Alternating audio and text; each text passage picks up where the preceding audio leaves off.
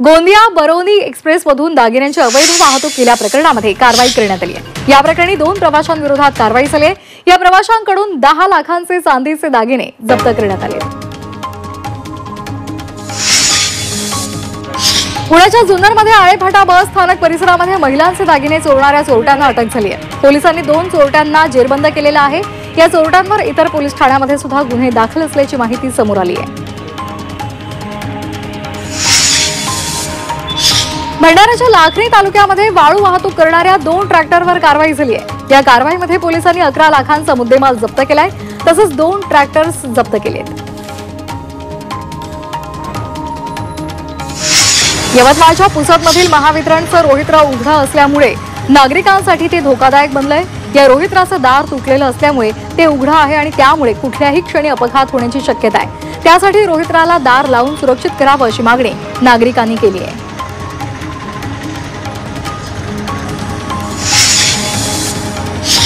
जालन्याच्या घनसावंगीमधील खडका गावामध्ये महिलांनी मोर्चा काढला। गावामध्ये अवैध देशी दारू विक्री सुरू आहे आणि त्यामुळे महिलांनी तीव्र संताप व्यक्त केला। तसंच दारूबंदीची मागणी सुद्धा त्यांनी केली आहे। अकोल्यामधील बाळापूर ते वाडेगाव मार्गावर ट्रकनं दुचाकीला धडक दिल्यामुळे भीषण अपघात झालाय। या अपघातामध्ये दुचाकी चालकाचा जागीच मृत्यू झालाय। घटनेनंतर ट्रक चालक फरार झाला असून त्याचा तपास पोलीस करतायत। बुलढाण्यामध्ये समृद्धी महामार्गावर ट्रकला कारनं पाठीमागून धडक दिल्यामुळे अपघात झालेला आहे। या अपघातामध्ये 2 जणांचा मृत्यू झालाय, 3 जण जखमी झालेत। कार चालकाला डुलकी लागल्यामुळे अपघात झाल्याची माहिती मिळते।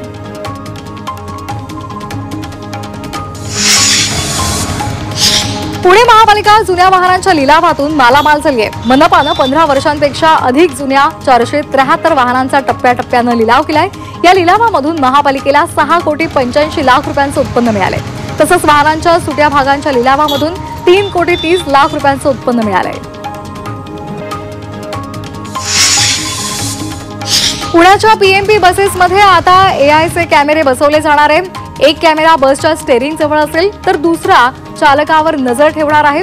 पीएमपी प्रशासनानं या संदर्भातला प्रस्ताव तयार केलेला आहे। अंतिम मंजुरीसाठी रस्ते वाहतूक आणि महामार्ग मंत्रालयाकडे तो पाठवला जाणार आहे। मुंबईची आरे ते वरळी भुयारी मेट्रो आता लवकरच सेवेमध्ये दाखल होणार आहे।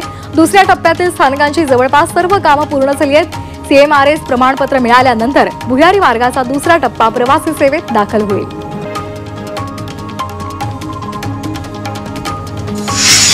मध्य रेल्वेमधील वांगणी आणि बदलापूर रेल्वे स्थानकांदरम्यानच्या कासगाव रेल्वे स्थानकाच्या सर्वेक्षणाला मंजुरी मिळाली आहे। तसंच कासगाव कामोठे मानसरोवर नवीन रेल्वे मार्ग तयार करण्यात आलेला आहे। त्यामुळे आता बदलापूरकरांना 30 मिनिटांमध्ये नवी मुंबई गाठता येणार आहे। मुंबई शहर आणि उपनगरांमध्ये पार्किंगची समस्या दिवसेंदिवस गंभीर होते। त्यामुळे आता राज्य परिवहन विभागानं शहरासाठी प्रभावी पार्किंग धोरण तयार केलंय। यासाठी क्रिसिल या संस्थेची नियुक्ती करण्यात आली आहे। येत्या 2 महिन्यांमध्ये या संस्थेमार्फत विस्तृत अहवाल सादर केला जाणार आहे।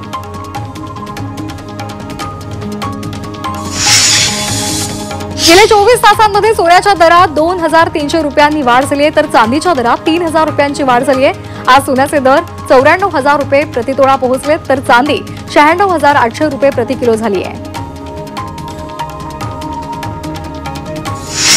एसटी कर्मचाऱ्यांसाठी एक आनंदाची बातमी आहे। कर्मचाऱ्यांचं उर्वरित 44% वेतन मंगळवारपर्यंत दिलं जाणार आहे। एकनाथ शिंदे यांच्या पुढाकारानं हा प्रश्न मार्गी लागलाय। कर्जत लोणावळा दरम्यान दुहेरी मार्ग तयार करण्यासाठी 2 सविस्तर प्रकल्पांचा अहवाल मध्य रेल्वेनं तयार केलाय। मुंबई पुणे प्रवास आता आणखी जलद व्हावा यासाठी दुहेरी मार्ग तयार करण्यात येणार आहे। या प्रकल्पाचा अहवाल रेल्वे बोर्डाला सादर करण्यात आलाय, तर या प्रकल्पाला मंजुरी मिळाल्यानंतर प्रकल्पाचं काम सुरू केलं जाणार आहे।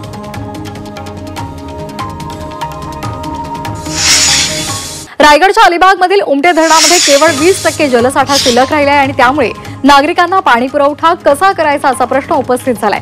धरणातील गाळ काढला जात नसल्यामुळे ही समस्या उद्भवते असा आरोप स्थानिकांनी केलाय।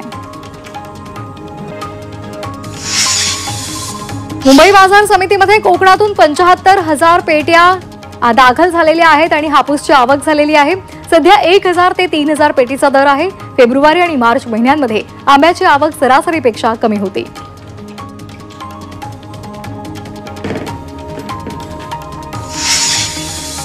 वर्सोवा भाईंदर कोस्टल प्रकल्पामुळे मासेमारी व्यवसाय धोक्यामध्ये येण्याची शक्यता आहे. मासेमारीवर परिणाम होऊन व्यवसायच बंद होईल अशी भीती मच्छीमार संघटनेने व्यक्त केली आहे.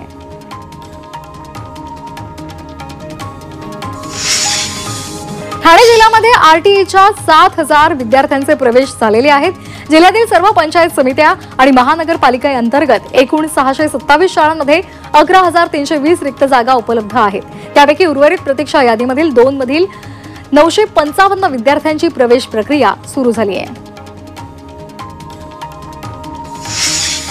राज्यातील 1,06,000 शाळांनी शाळा मूल्यांकन प्रक्रिया सुरू केली आहे. मात्र यातील 1,800 शाळांनी ही प्रक्रिया अद्याप सुरू केलेली नाही आणि त्यामुळे मूल्यांकनासाठी मुदत मिळेल का असा प्रश्न शिक्षकांनी उपस्थित केला आहे.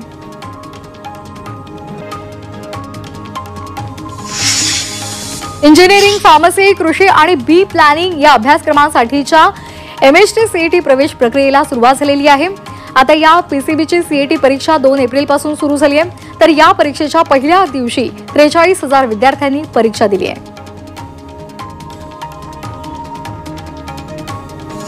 पुणे स्वारगेट बलात्कार प्रकरणामधील तरुणीला राज्य सरकारच्या मनोधैर्य योजनेअंतर्गत 3 लाखांची आर्थिक मदत केली जाणार आहे. तरुणीच्या मानसिक आणि सामाजिक पुनर्वसनासाठी आर्थिक मदत देण्याची शिफारस करण्यात आली होती.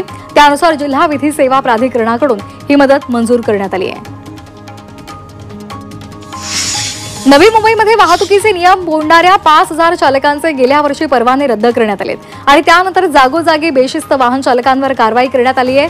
यामुळे आता पुढच्या टप्प्यामध्ये अशा बेशिस्त चालकांचे चालक परवानेच कायमस्वरूपी रद्द करण्याची गरज भासते.